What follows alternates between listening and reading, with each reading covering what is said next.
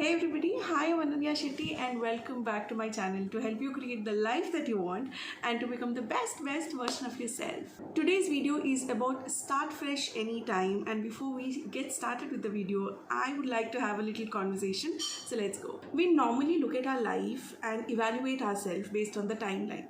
For example, from the age of 20 to 25, you're supposed to get your first job. You have to land your dream job, get paid well. And from the age 25 to 30, the couple of expectations like, have a six-figure income, get your first promotion, go abroad, or probably get married. And from the age 30 to 35, hopefully you're already married and you have your first child.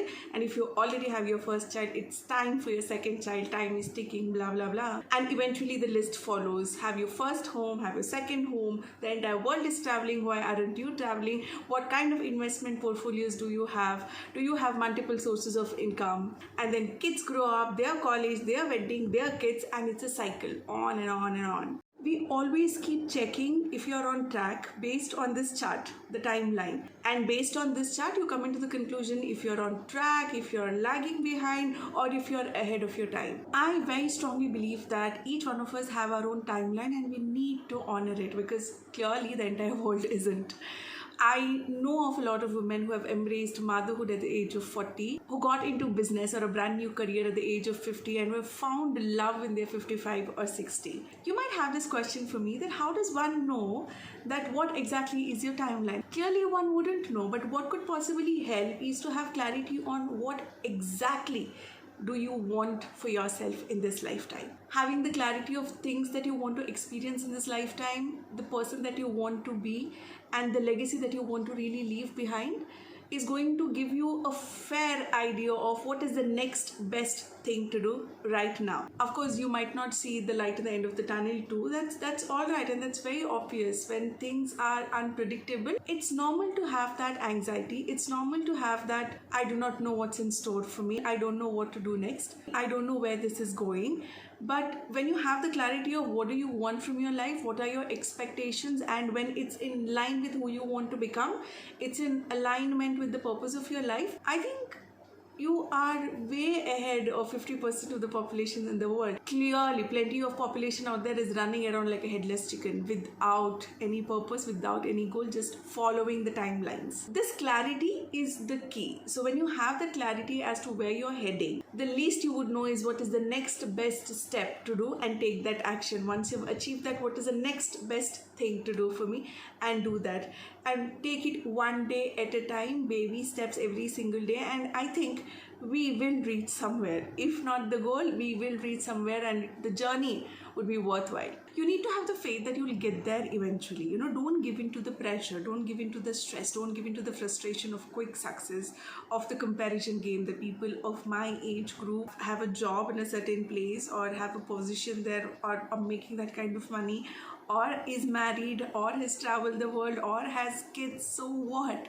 You clearly have a different timeline, and you have to honor it, because you clearly have no idea what's in store for you if you follow your route. So keep at it one day at a time and have hope, because clearly whatever is meant to happen will happen. Whatever is yours will always be yours. Things will happen when it's time, which also means that you can absolutely start anything you want, start fresh at any point of time. And today's topic is all about that. It's a human tendency to keep postponing, to keep waiting for the right time, because we are obsessed with perfection, as though we don't make mistakes at all. A friend of mine 3 years back told me that she is waiting for the right time to start a YouTube channel.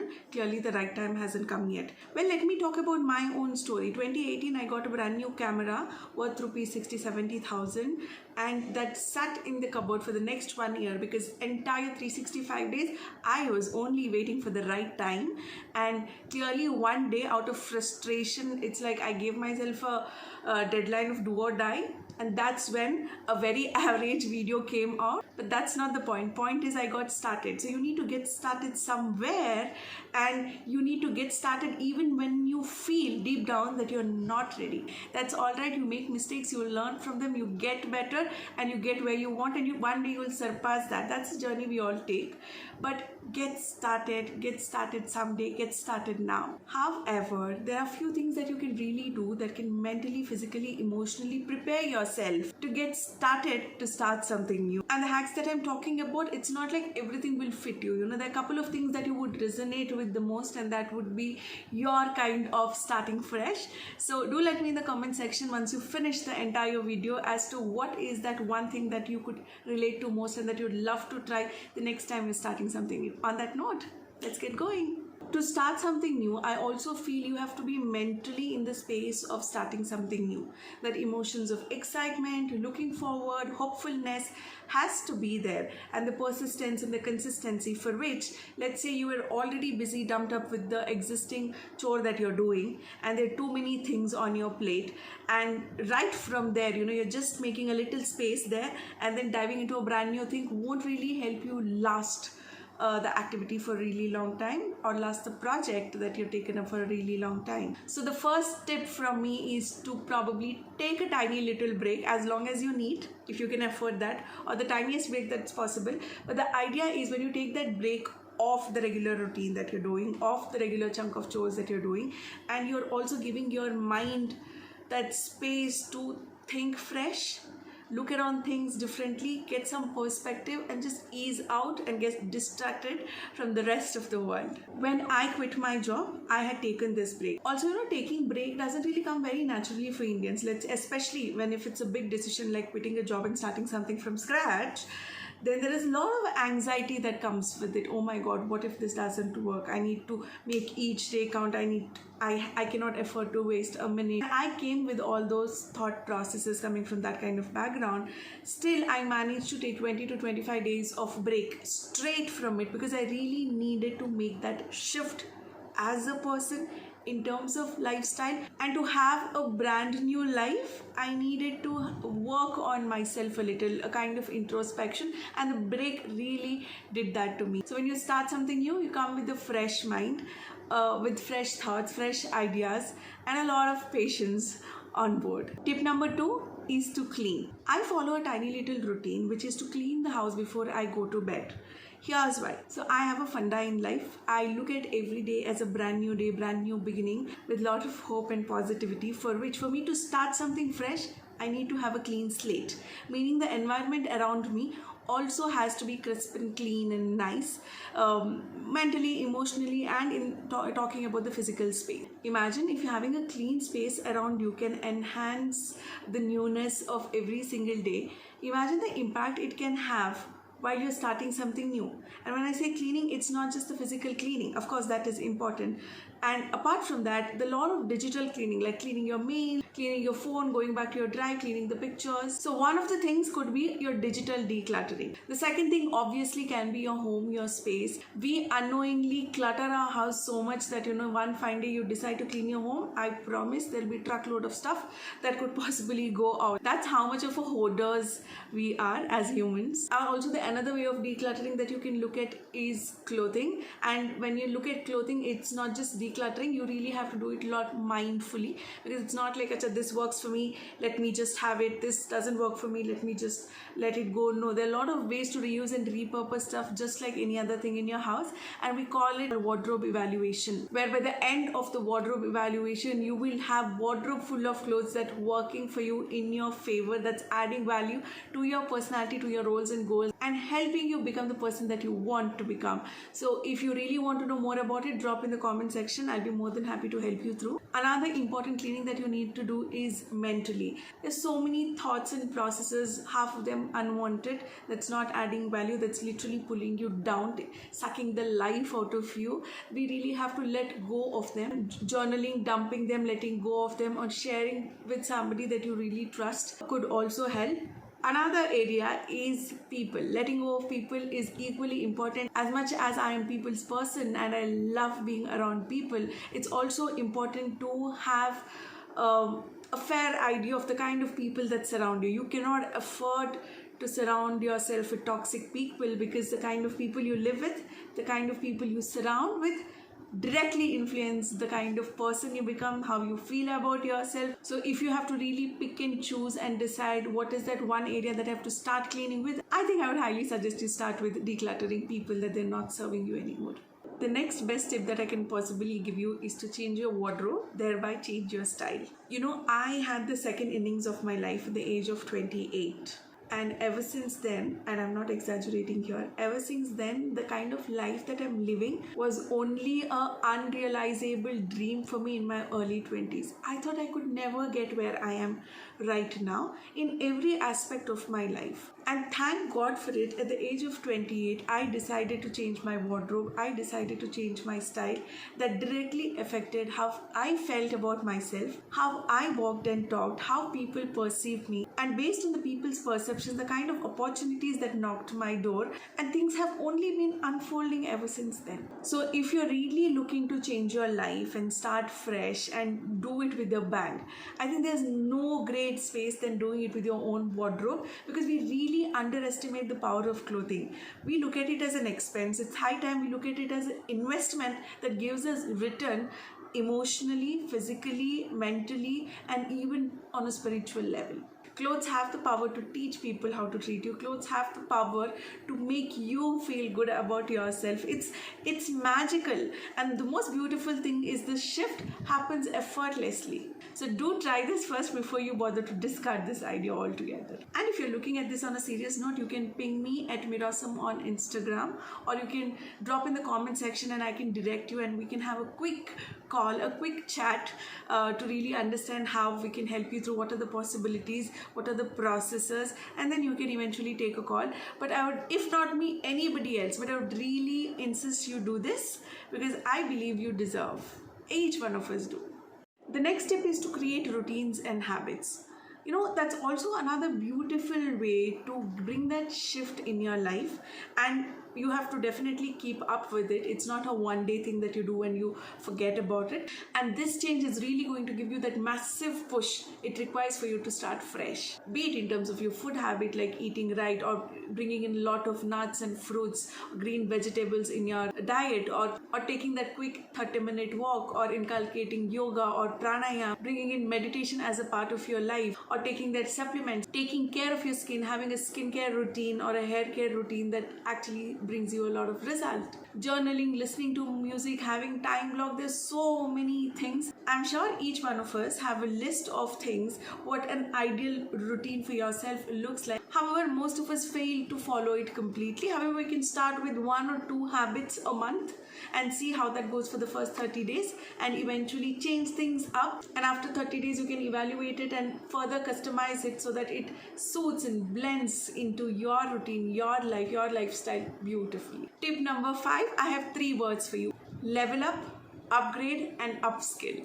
See, I understand each one of us are here right now, where we stand here, which is point A, and probably we want to get there, which is point B. However, the ride here from point A to point B is never going to go smooth. There's so many obstacles that's going to come your way. You're not always going straight towards your goal. You probably take 3 steps forward and probably 5 steps backward, and there's a lot of to and fro that happens through the process. And to make this journey less bumpier, upgrading yourself, upskilling yourself with all the things that you possibly need to learn, it's good to learn so that you're a lot more independent in any area of your life. Eventually in life, how do we make more time for ourselves? The things that are not very important, that can be delegated, we give it to others. We hire people to do it. Be it anything, be it in your business, be it in your work, or be it your household. We get house help, we get cook, we take help with gardening, we take help with cleaning up our car. Does that mean you don't really have to know how that functions? I don't agree with that personally. It's always important to know how to cook yourself, just in case. However, it's always a nice luxury to have somebody else cooking for you, so that kind of time saves up, and use that time on the things that really matter to you. So delegating a work to somebody doesn't mean you have no idea what's going on. No, you know everything that's happening and how exactly do it right and how to make it work. However, somebody else does it for you because you want to use your time more wisely. Also, investing in up-leveling, upskilling, and upgrading yourself never goes waste. Let's say you don't use it in the first 2-3 years of your life. At some point of time, it will always come handy. And I've never heard of a story where somebody educated himself or herself and that went waste. Never. It always stays with you. It always empowers you. It makes you feel good about who you are becoming. So leveling up yourself is always way upwards. There's no downwards there. The next step is to change something about yourself. If you actually sit down, probably with a book, pen, and a paper, and if you can make a list of things that you really want to change in your life, and then you can pick and choose what is the real big problem, or what is that one thing that you really want to change up completely. For example, let's say you're underweight, you want to work on your fitness. Let's say you're overweight, you again want to work on your fitness. You want to work on that new hobby, probably learn swimming or play badminton, or you've lost touch, got into painting. You want to get a dog or make new friends and have a brand new social circle. So absolutely anything, join clubs or networking groups or go on dates, whatever. Just pick that one area of your life that you want to see a little change there and work on it. Make a list of things that you can do to start working on it, and keep doing one thing at a time. Just pick one activity from that goal and try to implement that in the first week of the month, and second week of the month, and the third and the fourth, and you will actually see yourself going somewhere. And that's also one of the process of making the change, making the starting something new a lot more fun. The next step is to look inwards. We really have to understand, no matter how fascinating our goal sounds, how committed we sound about our goals and what we want from life right now, I guarantee you 5 years down the line, things are going to change. It's not like that you're going to scrap the entire goal for you, but the way you look at life is going to differ, and similarly, we'll have to tweak the way we function. Our lifestyles have to be tweaked. A great example for this is, as kids, if you ask them, even forget kids, even in their 10th standard, 11th or 12th, you ask them, what do you want to do? Or even in college, if you ask people, what do you want to become? They say lecturer, teacher, doctor, this and that. And watch those similar people, what they're doing 10 years, 15 years, 20 years down the line, have something absolutely different that they've never mentioned in their life so far. And there's nothing wrong with it. As humans, we evolve. The kind of experiences that we see, the kind of people that we talk to, the exposure that we experience is going to help us, give us direction, and give us a deeper understanding of what I truly want right now at the moment, and we take decisions accordingly. So time and again, looking inwards, really understanding what is that you really want in life, and if this is what I want, what is the why behind it? Why do I want it? How badly do I want it? So you need to really have answers for all these questions. So when you have a solid answer for it, I think the goal also deep inside solidifies, and universe conspires to make that happen for you. And the final tip from me today is to forget and forgive. Through the process of life, we have had a lot of disappointments from ourselves first, from our loved ones, from people we have no idea who they were and still managed to disappoint us. There's so many things, and we carry that baggage, that burden. We have got married, we have taken that burden with the marriage, we've had kids.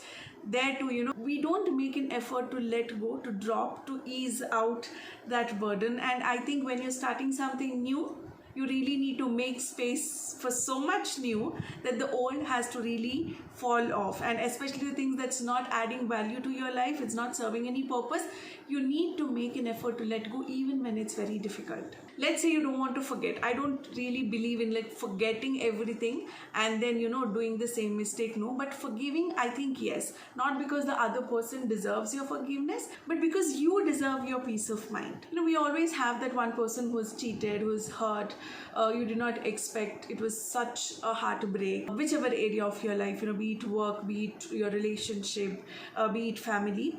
And then you somehow have not been able to move on with that. You somehow have not been able to forgive that person.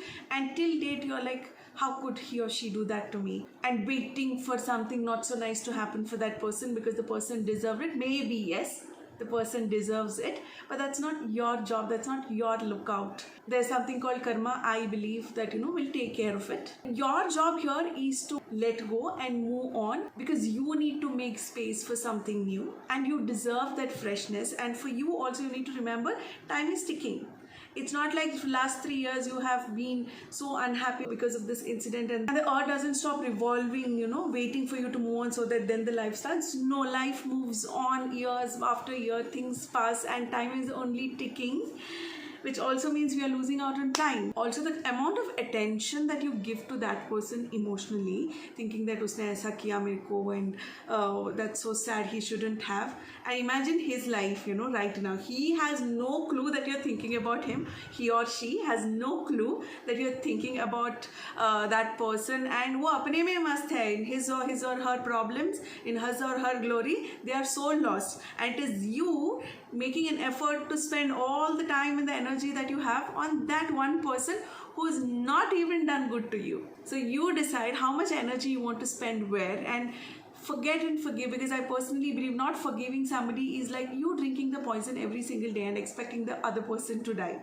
That's how dangerous and that's how toxic it is for you. And on that note, we are done with all the tips that's going to probably help you to start fresh. Also, do not forget to drop in the comment section, what is that one thing that you've always meaning to start, like one day when time is right, when things become perfect, when I feel ready, I'm going to start, and you're only waiting and waiting and waiting to get started. What is that one thing? I would love to know from you. See you in the next video. Up until then, take care. See ya.